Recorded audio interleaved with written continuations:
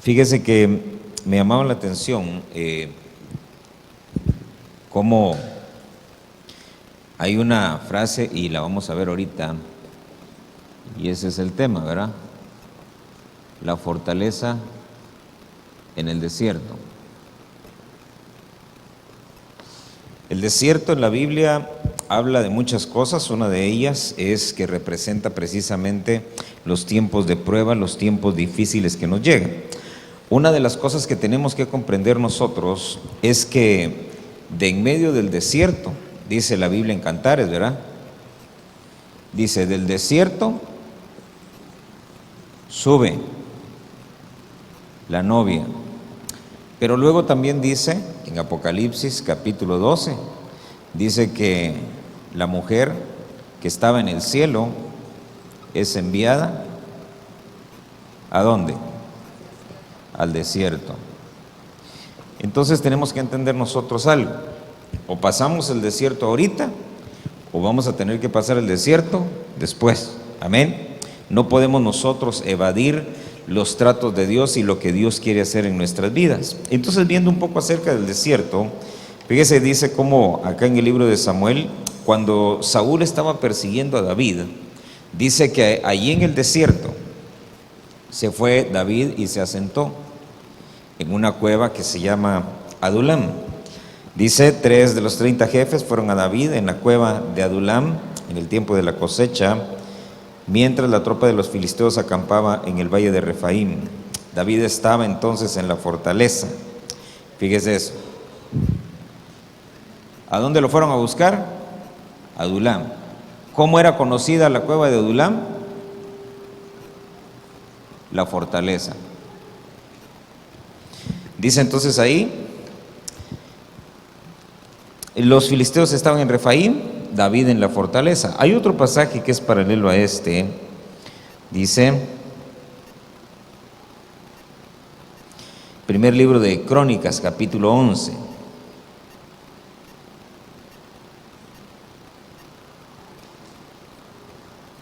Verso número 15. Cuando lo tenga, dígame. Primer libro de Crónicas, capítulo 11, verso 15. Dice, 3 de los 30 caudillos bajaron a donde estaba David. Dice, a la roca de la cueva de Adulam. Entonces, era conocido como la fortaleza, y dentro, o me imagino yo, ¿verdad?, que sobre una roca se encontraba la cueva de Adulam. Es decir, que no era una cueva en un lugar bajo, no era una cueva en un valle, no era como la cueva que le digo de un conejo, era que está hecha en la tierra, sino era una cueva que estaba en una montaña. Entonces me llamó la atención porque habla la Biblia acerca de un ejército de la tribu de Gad. Está en el primer libro de Crónicas, capítulo 12. Y verso número 8.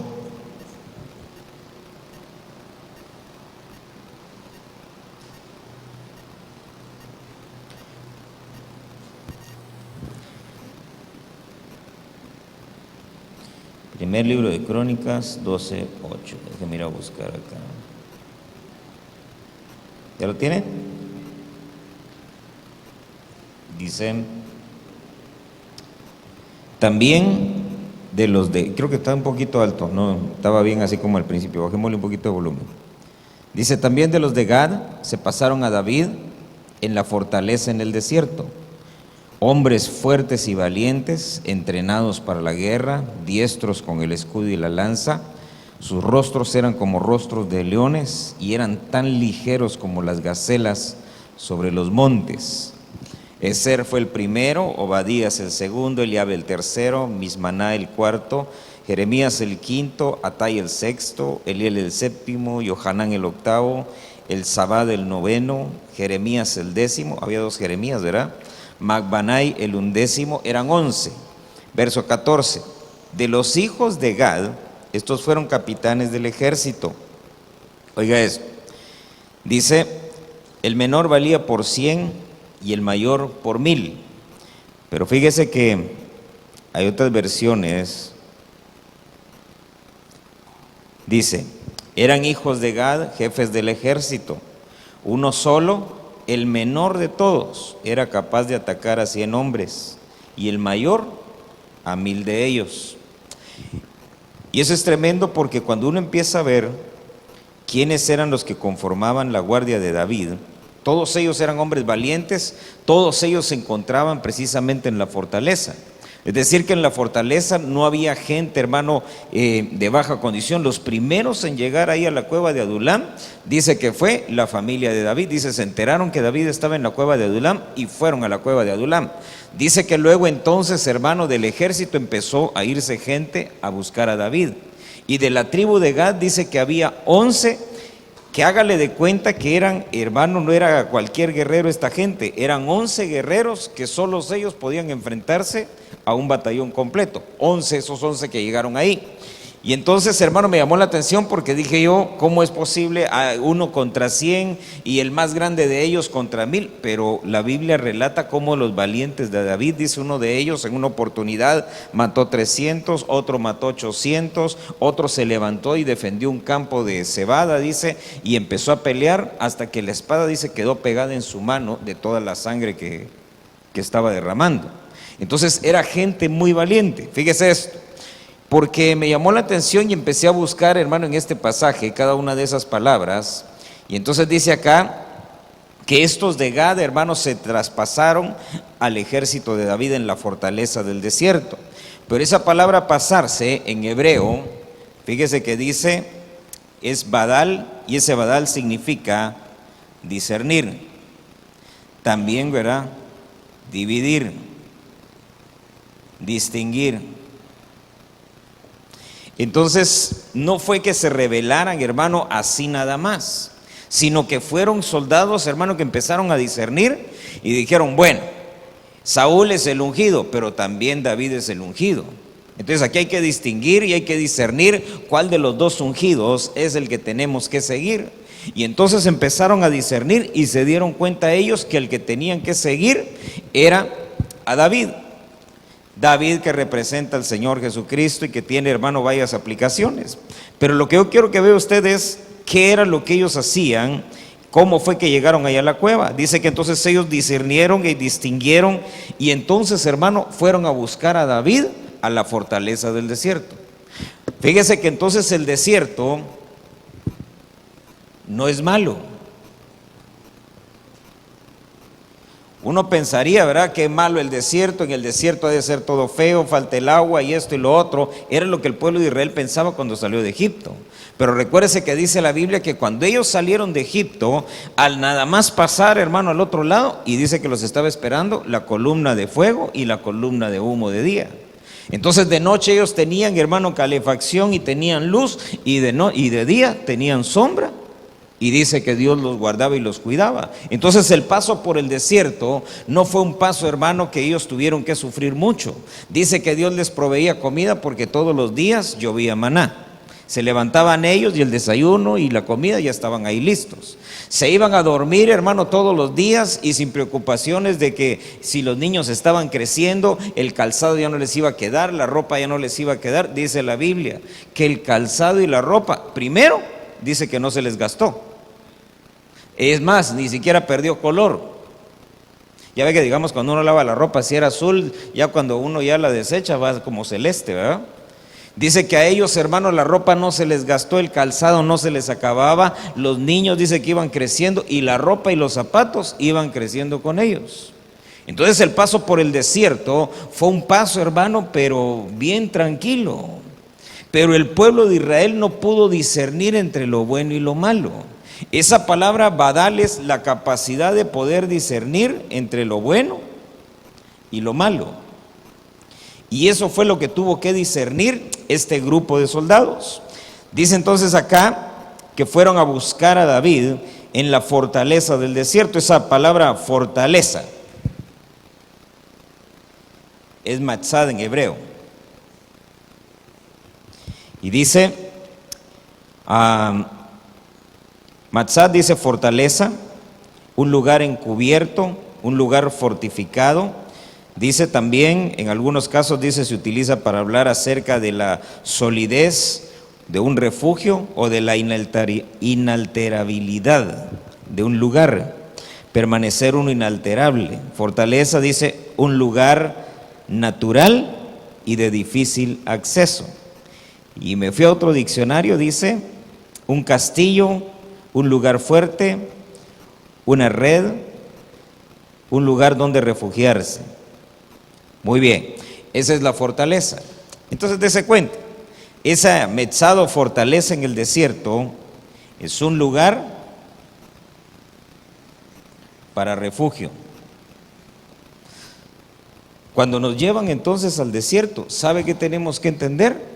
Que Dios lo que quiere no es destruirnos, sino que por el contrario, nos está guardando y nos está protegiendo de algo. Cuando el pueblo de Israel los sacaron de Egipto, dice la Biblia que el Señor los llevó por el desierto y los llevó dando vueltas por muchos lugares, y entonces el pueblo de Israel empezaron a pensar y decir, pero ¿por qué no nos llevó el Señor en línea recta? Hubiéramos atravesado en línea recta, hubiéramos llegado más rápido. Y entonces dice que el Señor los oyó y entonces les dijo, los llevé por muchos lugares del desierto, los llevé por varios lugares para tratar de que no se enfrentaran con los moradores del desierto. Los libré de las guerras con otros enemigos, por eso los hice dar algunas vueltas en el desierto. Entonces fíjese que cuando nosotros vemos en nuestra vida que empezamos tal vez a dar vueltas, que Dios nos empieza a trazar una ruta que para nosotros tal vez no tiene sentido, lo más seguro es que Dios nos está librando de algo. Nos quiere llevar a una fortaleza en el desierto, entonces hay que dejarnos llevar, hay que dejarnos guiar. Fíjese que en el Evangelio una de las cosas tal vez más difíciles es precisamente dejarse uno guiar, dejarse llevar. ¿Por qué? Porque uno a veces cree que ya tiene todo arreglado, que uno ya lo sabe todo, que tal vez, hermano, a uno Dios no le puede enseñar, y sí nos puede enseñar muchas cosas. Entonces miren el desierto, las cosas que hay. Dice que fueron a buscar a David en la fortaleza, en ese lugar, hermano, para refugio. Y entonces esa palabra desierto en hebreo es midbar. Y entonces, miren lo que es el desierto. Me fui a checar en un par de diccionarios, dice la concordancia Strong. Esta palabra midbar dice en el sentido de arrear, como cuando se lleva ganado, dice, se arrea el ganado, pero es para llevarlos a pastos o a un potrero. Dice desierto, es un campo abierto, dice, a donde se arrea el ganado. Por implicación, dice, se habla del desierto. Este otro diccionario, que es un diccionario del doctor Chávez, dice, mire esta palabra midbar, lugar desierto, dice, despoblado, no necesariamente un arenal, sino un área de pastos estacionales. Entonces midbar, que es un desierto, es un área de pastos estacionales. Entonces cuando la Biblia dice que sacaban, hermano, las ovejas al desierto, no es que las llevaban a la arena del desierto, sino que hay lugares en el desierto donde en ciertas estaciones crece, hermano, gramita, crece así hierba, y con eso se alimenta el ganado. Dice, por ejemplo, de Moisés, dice que tomaba él las ovejas de Jetro, su suegro, y las sacaba al desierto, pero no las sacaba a pasar calor y a pasar hambre, sino que las llevaba precisamente a un midbar, a un área de pastos estacionales, y ahí las ponía, hermano, a comer. Por eso es que con una de esas, cuando estaban alimentando las ovejas, dice que él vio dentro de una cueva, y cuando vio dentro de la cueva, ahí había una zarza que ardía, y se acercó entonces y el Señor le habló. ¿Por qué no se fueron las ovejas? Porque estaban comiendo.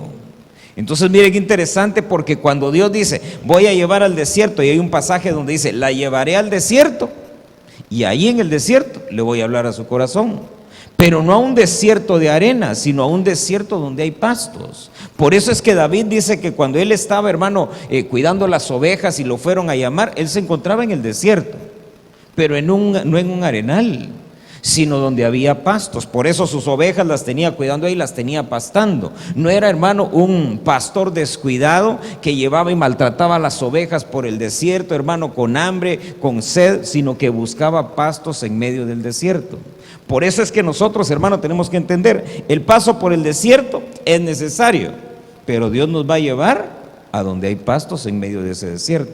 Fíjese que la provisión de Dios siempre va a estar donde quiera que vayamos. Dice este otro diccionario, esta palabra dice, hace referencia a áreas específicas. Por ejemplo, dice al gran desierto del Sinaí, y se habla en la Biblia de algunos otros desiertos. Dice, por ejemplo, el desierto de Shur, el de Kedesh, el de Berseba, el de Engadi y algunos otros más. Entonces, mire, cuando estos hombres fueron a buscar a David, mire qué tipo de gente es la que va al desierto, porque yo quiero que usted vea eso. Tenemos nosotros que ir al desierto y no ver mal el desierto, porque ahí en el desierto nos van a hablar, en el desierto nos van a alimentar, en el desierto, hermano, nos van a poner columna de humo, nos van a poner columna de fuego, y todo eso en el desierto. Si el pueblo de Israel, hermano, hubiera quedado en Egipto, ¿les hubieran puesto columna de fuego? Seguramente que no. ¿Les hubieran puesto una columna, una nube que los cubriera de día? Tampoco. Sino que eso se empezó a manifestar en medio del desierto. Y en medio del desierto empezaron a aparecer entonces los guerreros valientes, que son los que vemos acá. Entonces, fíjese, estos hombres de Gad que fueron a buscar a David, fíjese que la Biblia habla de ellos y se refiere a ellos de esta manera. Dice, hombres fuertes y valientes, entrenados para la guerra, diestros con el escudo y la lanza, sus rostros eran como de leones y sus pies, dice, eran ligeros como las gacelas sobre los montes. Entonces, estos soldados, que son el tipo de guerrero en el que usted y yo nos tenemos que convertir, porque estos hombres llegaron a David, hermano, en la fortaleza. Y recuérdese que dice la Biblia que los que llegaron después de ellos a buscar a David no fueron guerreros, sino que dice que el pueblo, cuando se enteró que David estaba en la cueva, ya con 400 hombres, dice que entonces la gente fue a buscar a David. Pero esos que lo fueron a buscar, dice la Biblia que era gente endeudados, era gente que estaba siendo perseguida, era gente que estaba angustiada y era gente que ya no tenía nada. Entonces dijeron, lo único que nos queda es ir a buscar a David, vamos a buscarlo a la fortaleza del desierto. Y entonces llegaron ahí, pero todos estos no sabían pelear, no sabían utilizar una espada, no sabían lo que era un ejército, no sabían nada de eso. Y entonces cuando llegan, dice que David, hermano, agarra a todos estos juntamente con sus 400 hombres valientes, y entonces empieza a instruirlos para la guerra. Por eso es que ya, hermano, cuando salen de la cueva, ya no sale este tipo de gente, sino que lo que sale de la cueva fue un ejército. Entonces, ¿para qué sirvió la fortaleza del desierto? ¿Cuál fue el propósito de la fortaleza del desierto? Crear un ejército, adiestrar a todos estos para que dejaran, hermano, de ser lo que eran y convertirlos en el ejército, pero un ejército de Dios. Eso es lo que quieren hacer con nosotros. Si el Señor nos lleva por el desierto, si el Señor nos pone en el desierto, hermano, en el desierto no hay que ser como Agar. Fíjese que Agar la mandaron al desierto, ¿y qué hizo ahí en el desierto? Esperar la muerte. Fíjese, mire lo terrible de eso. Porque podemos hacer como estos y una vez en el desierto decir, ya sé, voy a ir allá a la fortaleza del desierto, voy a buscar a David. ¿Qué representa David? A Cristo. Voy a buscar al Señor y una vez que encuentre a David, es decir, que encuentre al Señor, entonces voy a dejar de ser un hombre de baja condición, me voy a convertir en un guerrero. Entonces cuando salga de allí, voy a ser parte del ejército de Dios. Pero por otro lado, si nosotros vemos lo que hizo Agar, dice, se fue al desierto, ¿para qué? Para esperar la muerte. No solo eso, ¿se recuerda cómo se llamaba el hijo de ella? ¿Qué pasó con Ismael? Se estaba muriendo. Entonces Ismael, que era el fruto que Agar había dado, empezó a morir, empezó a perecer. Dice que entonces apareció un ángel. Mire lo tremendo de eso, ¿verdad? Y entonces, hermano, habla con ella.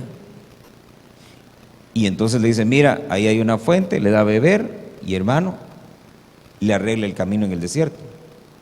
Ahora, una de dos, o nos hacemos nosotros valientes, o nos vamos al desierto y esperamos la muerte. ¿Verdad? Está tremendo eso. Entonces, mire, cuando llegan estos valientes de Gad, fíjese que esa expresión, hombres fuertes y valientes, son dos palabras que cuando aparecen en el hebreo y aparecen juntas, una de ellas es Gibor y la otra es Jail. Cuando aparece esa expresión, hermano, indica un héroe, un valiente, un poderoso, un fuerte. Y tiene aquí una explicación, dice, el Gibor, dice, es un guerrero probado y comprobado. Dice, esto se distingue o es particularmente cierto cuando Gibor se combina con Jail. Entonces Gibor es valiente, Jail es fuerte o fuerza. Y esa palabra Gibor aparece desde el libro de Génesis, cuando habla de los descendientes de los gigantes. Entonces mire lo tremendo de eso, porque estos que llegaron entonces con David eran valientes y fuertes, eran guerreros probados. Es decir, que no le tenían miedo a nada, y eso es algo que usted y yo tenemos, hermano, que empezar a sacudirnos. Amén. Por ejemplo, ¿usted le tiene miedo a algo? Las hermanas, ¿a qué le tienen miedo? Si ve un ratón, ¿qué hace?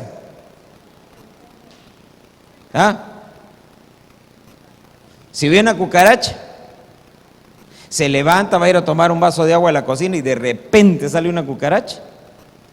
Y entonces, hermanos, empieza a manifestar algo que está ahí adentro. De la misma manera, ahora apliquémoslo entonces a lo espiritual. ¿Qué siente uno, hermano, cuando se empieza a manifestar, por ejemplo, un espíritu inmundo?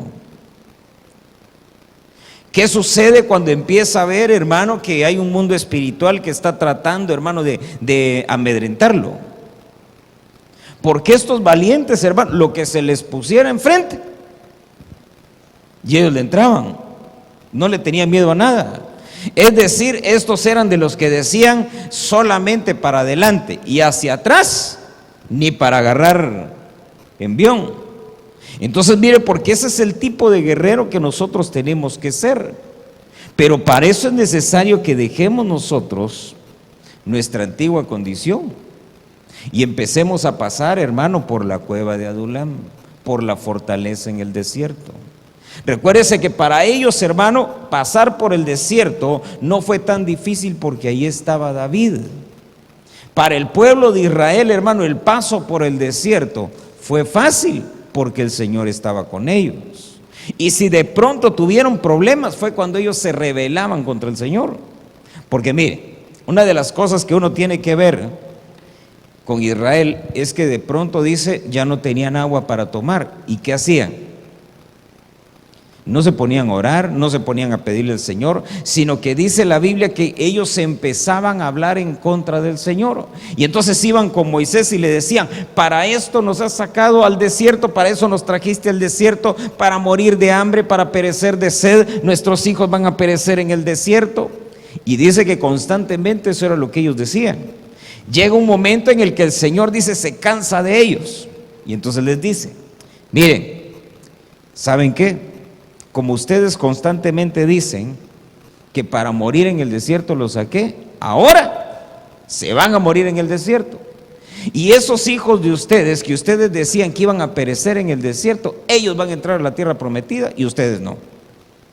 Y 40 años dando vueltas en el desierto, hasta que dice la Biblia, se murió el último de ellos. Entonces mire qué tremendo, porque la fortaleza del desierto no estuvo siempre, sino que esa fortaleza del desierto solamente funcionó Mientras que todos estos endeudados, perseguidos, angustiados y temerosos llegaron a la cueva, les sacudieron eso y luego los sacaron de ahí para convertirse en un ejército.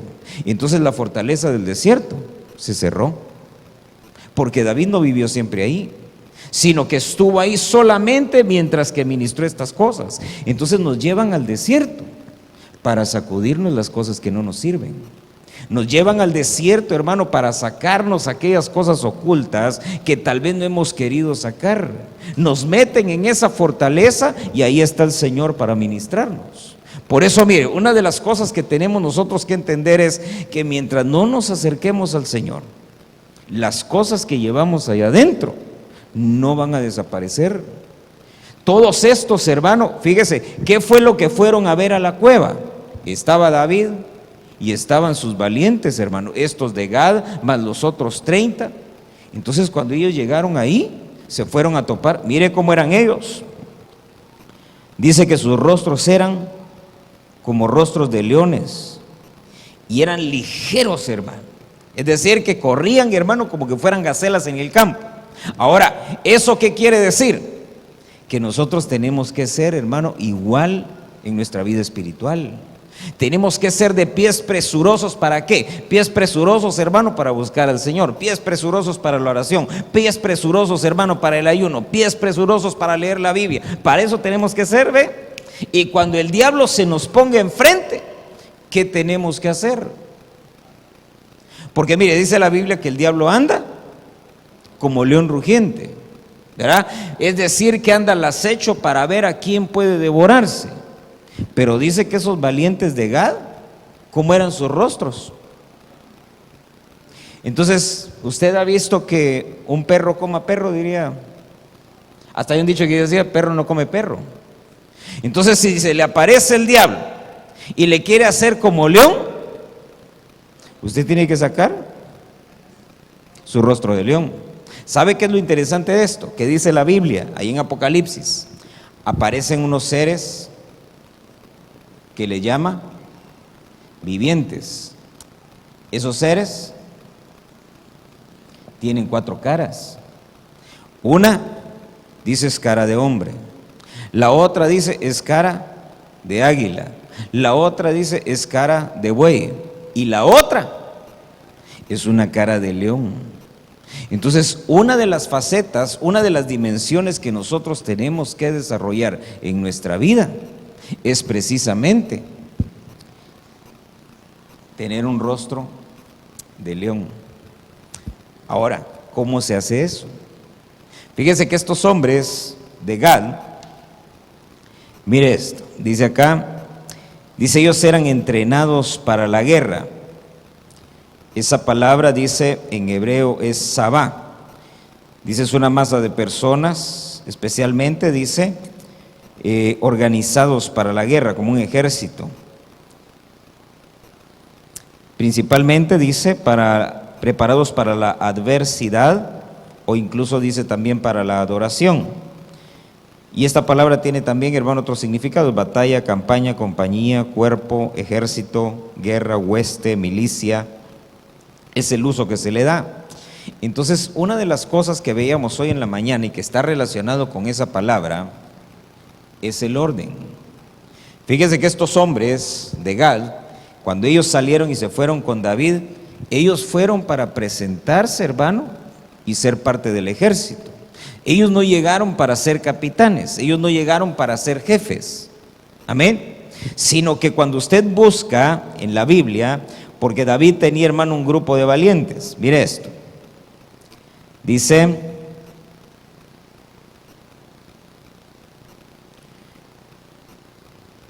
segundo libro de Samuel, acompáñenme.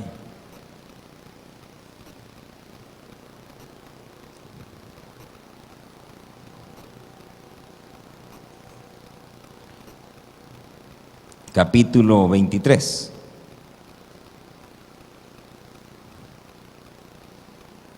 Había 30 valientes que siempre estaban con David.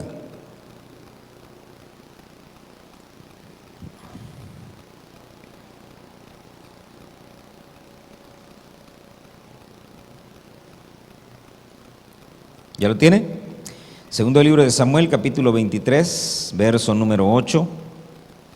Estos son los nombres de los valientes que tenía David.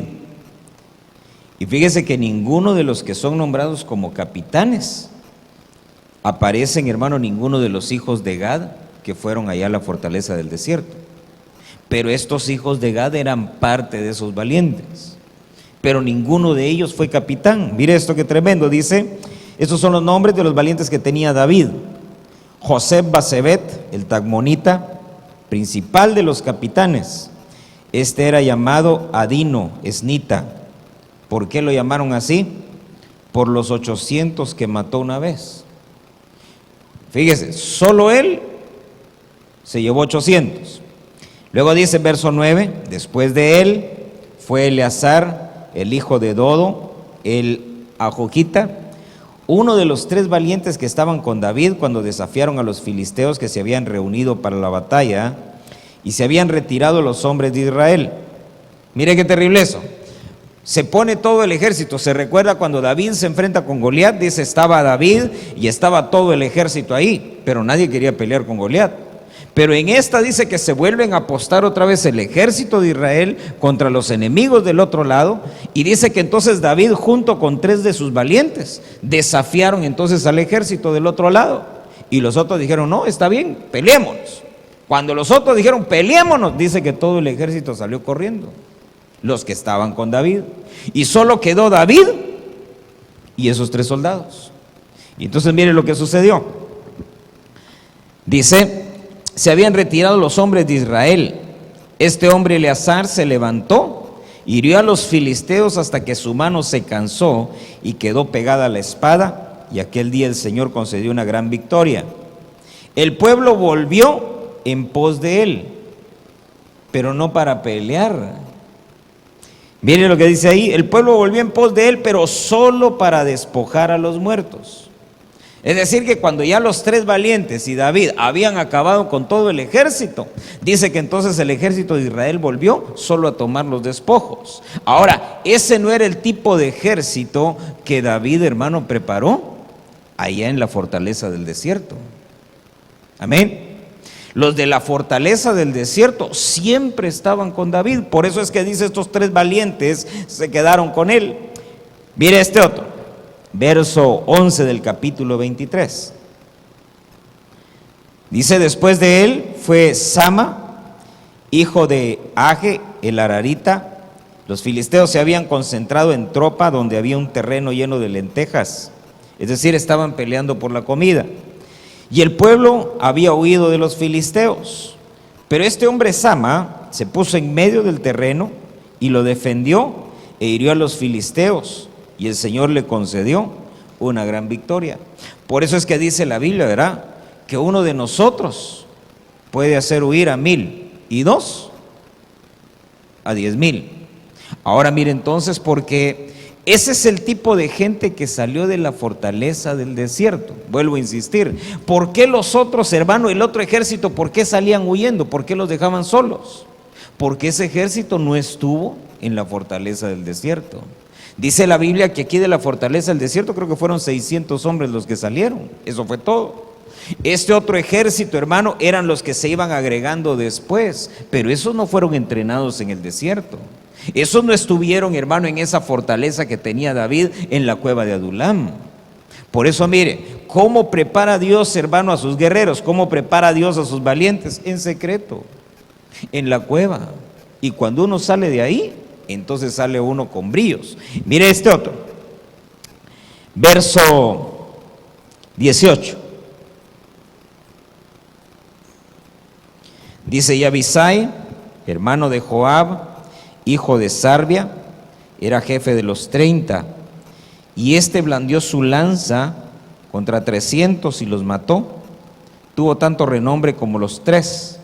Él era el más distinguido de los 30, por eso llegó a ser su jefe. Sin embargo, no pudo igualar a los 3 primeros. Y luego, acompáñame al primer libro de Crónicas, capítulo 11.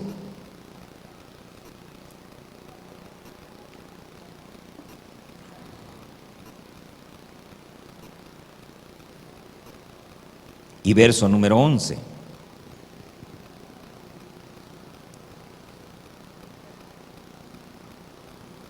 ¿Ya lo tiene? Dice 11:11 del primer libro de Crónicas, dice: estos constituyen la lista de los valientes que tenía David. Jasobeam, hijo de Jacmoní, jefe de los 30. Dice: este blandió su lanza contra 300, a los cuales mató de una sola vez. Entonces, fíjese que este mató 300, Abisai mató 300. ¿Dónde está el otro? Había uno que, Adino el esnita, mató 800. Entonces dése cuenta que esos guerreros eran guerreros, hermano, con todas las letras, pero fueron preparados, vuelvo a insistir, en la fortaleza del desierto. Por eso, mire, cuando llegan las pruebas, cuando llegan las situaciones difíciles, cuando llegan los momentos, hermano, en los que uno a veces hasta llega a pensar que Dios lo abandonó, ¿sabe qué es lo que está sucediendo? Que nos están llevando al desierto.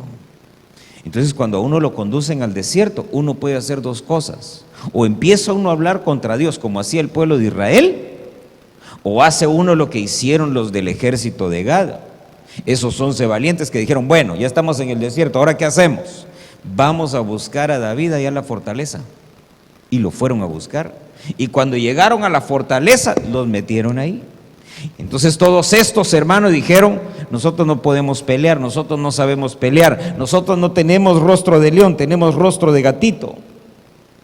Pero si vamos a la fortaleza, ahí en la fortaleza hay unos que sí tienen rostro de león. Nosotros no sabemos correr, pero esos que están ahí, esos sí saben correr, esos nos van a enseñar. Entonces mire qué tremendo, porque uno tiene que buscar, hermano, precisamente aquellos que conforman el ejército de Dios para ser como ellos. Amén. Como, hermano, David confiaba en estos hombres de tal manera que ellos siempre lo rodeaban. Dice la Biblia que cuando él se empezó a hacer viejo, mire qué tremendo eso, dice que empezó a salir a la batalla. Se recuerda que cuando David no salió a la batalla, la única vez que no salió, ¿qué le sucedió? Fue cuando cayó. Y entonces viene, hermano, y dice: no, yo no me vuelvo a quedar a la hora de la batalla. Y entonces dice que se empezó a hacer viejo. Entonces ya le empezaba como a costar un poco. Entonces dice la Biblia que los valientes lo rodeaban en medio de la batalla y no dejaban que entrara nadie. Y entonces, como David lo que quería era pelear, entonces le dejaban pasar uno. Ahí va, ya lo mató, sí. Ahí va otro, ya lo mató, sí, dejen pasar otro. Eso era lo que hacían los valientes. Lo rodeaban, lo protegían, hermano, y le mandaban de uno en uno para que él se quitara las ganas de pelear. Ya viejito, hermano, montado a caballo y todo, y decía: no, yo salgo a la guerra. Y hermano, medio montado ahí, y todavía sí, hermano. ¿Sabe qué es lo que a mí me impresiona? Que él se rifaba con otros más fuertes que él, y él ya viejito. Por eso es que dice él y escribe en un salmo, ¿verdad? Él adiestra mis manos. ¿Para qué? Para la batalla. Mis dedos para la guerra. Entonces, a un viejito él, hermano, y todavía con otros más fuertes y más jóvenes que él, y hermano, aún así prevalecía. Por eso, mire, algo que tenemos que entender nosotros es: se pueden levantar muchas cosas en contra nuestra, pero lo que nos garantiza a nosotros el Señor es que todo lo que se levante no va a poder prevalecer en contra nuestra. Se van a levantar tormentas, se van a levantar ejércitos, se van a levantar, hermano, un montón de adversidades, pero todas ellas no van a poder prevalecer siempre y cuando nosotros, hermano, busquemos la fortaleza en el desierto. Amén. ¿Por qué? Porque toda una generación de Israel cayó en el desierto porque no buscaron al Señor. Mire qué sencillo, mire qué fácil, porque toda esa generación pudo haber entrado a la tierra prometida, conquistar la tierra, obtener todos los beneficios de las promesas de Dios, y al final no las pudieron obtener, sino que el desierto, que iba a ser únicamente para prepararlos, terminó convirtiéndose en una tumba para ellos. Por eso, mire, si el Señor nos lleva al desierto, el propósito del Señor no es que nos quedemos ahí. El propósito es que vayamos, nos metamos, hermano, a la fortaleza, aprendamos a pelear, nos convirtamos en Gibor Jail, Eso es lo que Dios quiere. Que no le tenga miedo usted a los demonios, que no le tenga miedo a los espíritus inmundos, que no le tenga miedo a nada de eso. Que si de pronto, hermano, oye ruidos en la cocina, en lugar de arremangarse, hermano, y agarrarse los pies y decir, ay, nanita, ¿verdad? Que usted se levante y que, a ver qué pasó. A lo mejor, hermano, algún ratón trae por ahí, lo que tiene que hacer es ir a agarrar la escoba y matarlo, ¿verdad? Ahora, si no es ratón y es otra cosa, ¿qué tiene que hacer? Reprenderlo. Para eso nos dieron, mire, por eso es que a nosotros, dice, las armas de nuestra milicia no son carnales, no son terrenales, sino que dice, son poderosas en Dios. Entonces, para eso nos dieron armas para pelear contra el diablo. Amén. Para eso nos están enseñando, hermano, que es cierto, que allá arriba, hermano, están las huestes, las potestades, los gobernadores y un montón de cosas. Pero todos ellos están por debajo del trono del Padre. Y ahí está sentado el Hijo. Y el Señor dijo, todo lo que le pidan al Padre en mi nombre, yo se los voy a dar. Ahora, si Él es el capitán, si Él es nuestro David, hermano, no nos va a abandonar. Si el primero que salía a pelear y el primero que, diciéndole en buen mexicano, el primero que no se rajaba, ese era David. Amén. Por eso era que sus valientes hermanos decían, no, si él entra, nosotros le entramos. Y hermano, David le entraba y atrás iban. Entonces, ¿será que el Señor, hermano, se echa para atrás? ¿Será que habrá algo, hermano, a lo que el Señor le tenga miedo? Pregúntale al que está a la par suya, ¿le tienes miedo al diablo?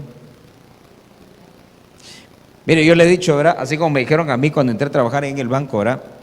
No le tengas miedo al dinero, tenle respeto. Y entonces al diablo, dice la Biblia, no hay que tenerle miedo, solo hay que tenerle respeto. Dice que aún Miguel, dice, cuando estaba peleando, fíjese que Miguel se peleó con el diablo. Y dice que mientras peleaban, hermano, de pronto llegó un momento en el que Miguel le dijo, que el Señor te reprenda. Y hermano, y lo reprendieron. Entonces, mire, Miguel es un arcángel, ¿sí? Dice la Biblia que Dios para ellos no proveyó ningún tipo de auxilio, ni tampoco proveyó de algún tipo de salvación. Pero para nosotros sí.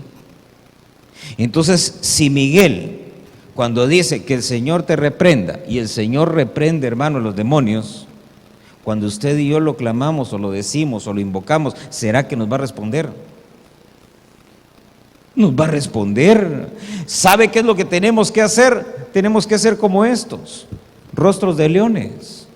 Y mire, y pies presurosos, pero no para salir corriendo. Yo le he contado cómo en medio de una manifestación, hermano, un culto de jóvenes estábamos, yo estaba más joven, pero se le manifestó a uno, hermano, y todos ahí muy valientes, ¿verdad? Donde todos salimos corriendo fue cuando levantó una gran maceta de concreto y así boca abajo y arqueó toda la espalda y levantó la maceta y la golpeó y dijimos, no, si se levanta en la cabeza nos va a dar. Y entonces tuvimos pies como gacelas, hermano. Pero hermano, miren, ni el humo nos vieron, ya estábamos nosotros detrás de la puerta. Pero eso no es lo que dice la Biblia. Dice que ellos tenían pies, hermano, como de gacelas, corrían, hermano, como gacelas, pero para ir a pelear. Ellos, hermano, ven, ahí está el enemigo, y hermano, empezaban a correr contra el enemigo, no para el otro lado. Eso es lo que nosotros tenemos que aprender y entender, que la fortaleza en el desierto fue para quitar miedos, para quitar temores, para quitar inseguridades. Por eso toda esta gente, hermano, que llegó en esta condición, cuando salió de ahí, salieron, hermanos, ceñida la cintura, con una espada, en la otra mano llevaban una lanza y en el brazo llevaban un escudo. No fue la misma gente que entró. La fortaleza del desierto no es un refugio para esconderse del enemigo. La fortaleza del desierto es una escuela que Dios establece para enseñarnos a pelear.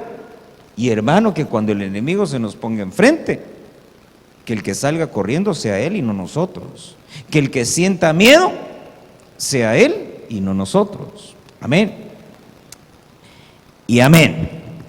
Me acabó el tiempo. Mire, déjeme ver, tengo aquí un pasaje que quiero mostrar.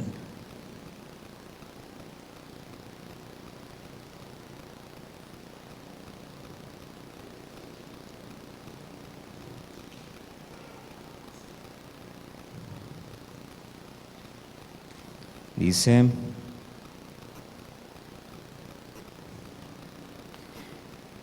primer libro de Crónicas 12:14, ya lo habíamos leído, pero mire esta versión, dice, de los hijos de Gad, estos fueron capitanes del ejército, el menor valía por 100, el mayor valía por 1000.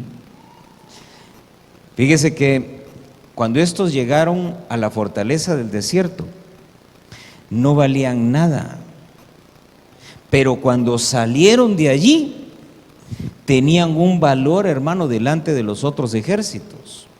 Fíjese que aún hasta el día de hoy, el ejército de Israel, si no es el ejército más valorado, es uno de los más valorados. Cuando en el ejército de Israel, hermano, les toman un rehén, les agarran a uno de sus soldados, ellos empiezan a negociar. Y en las negociaciones dicen ellos, queremos nuestro soldado de vuelta. Sí, pero les va a costar, ¿cuánto? Necesitamos que suelten a 15 presos que tienen ahí, 20 les damos, pero lo queremos de vuelta ya. Así vale cada soldado, hermano, de Israel. Ahora, eso no es de ahora, eso viene desde los tiempos de David.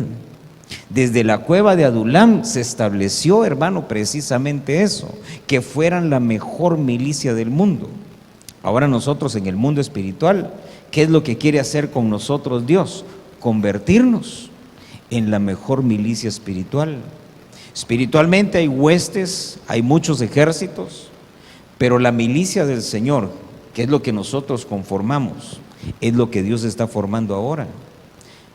Dice en Isaías capítulo 13, cuando el Señor viene en su segunda venida, dice que con Él vienen los instrumentos de su ira, dice que viene su ejército. Su ejército somos nosotros. Amén. Pero ¿quiénes nosotros? Solo los que hayamos pasado por la fortaleza del desierto. Amén. Cierre tus ojos, vamos a ministrar en esta tarde. Es una tarde de Santa Cena.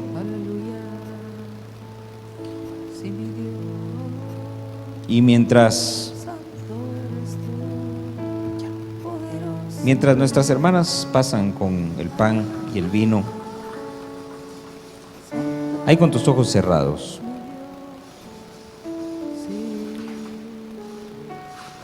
medita en tu corazón acerca de tu vida,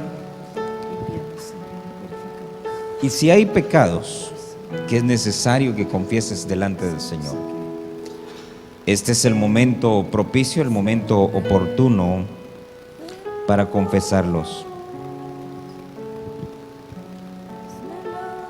Dice la Escritura que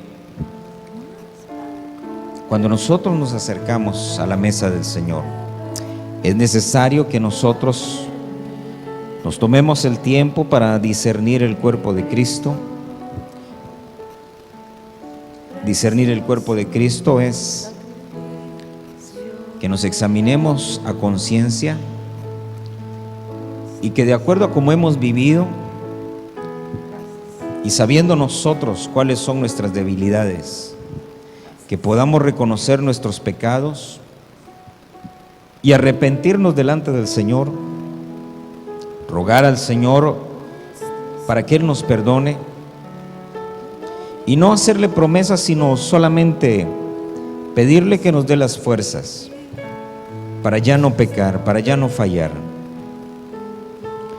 El pan y el vino que hoy estamos partiendo y compartiendo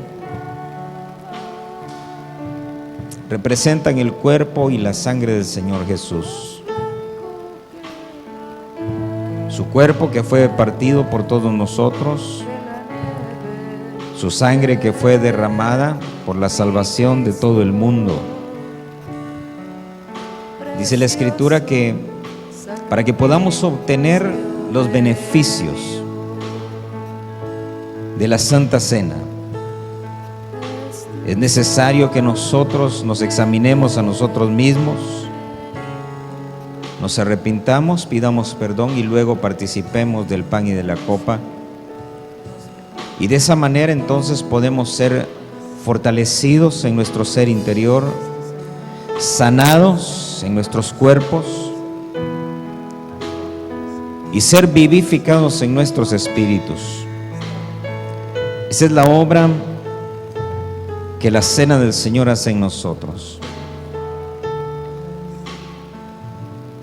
Hoy hemos aprendido que hay una fortaleza en el desierto, que tiene como propósito prepararnos para toda batalla, para toda pelea, prepararnos para toda adversidad, capacitarnos para poder enfrentar a cualquier enemigo. Y en esa fortaleza en el desierto, David ministraba a su ejército. Y hoy este templo es como esa fortaleza en el desierto, donde nuestro David, Cristo Jesús, nos quiere ministrar, nos quiere limpiar, nos quiere adiestrar para que nosotros peleemos sus batallas. Con el pan en tu mano derecha y habiendo meditado y escudriñado tu propia vida, habiéndote puesto a cuentas con Dios, habiendo reconciliado tu vida con Dios y estando en paz con Dios.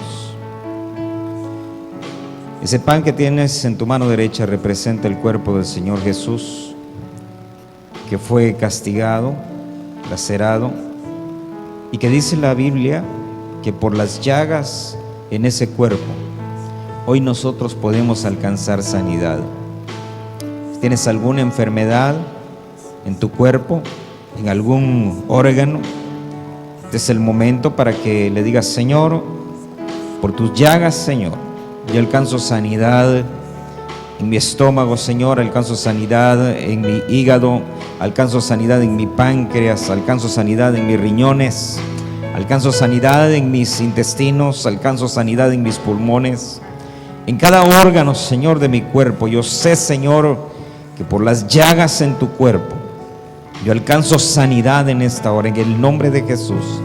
Desecho, Señor, toda obra de las tinieblas en mi cuerpo, toda enfermedad, Señor, inoculada por el pecado, inoculada por las tinieblas. En esta hora la desechamos en el nombre de Jesús y te damos gracias porque participando del pan nos hacemos uno contigo, Señor, en tus padecimientos, en tus sufrimientos. Nos hacemos uno contigo, Señor, en tu muerte, con la esperanza de una resurrección. En el nombre de Jesús, comamos del pan.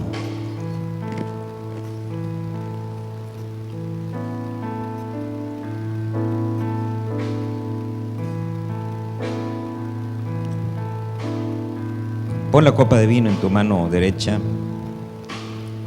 Esa copa de vino representa la sangre del Señor Jesús.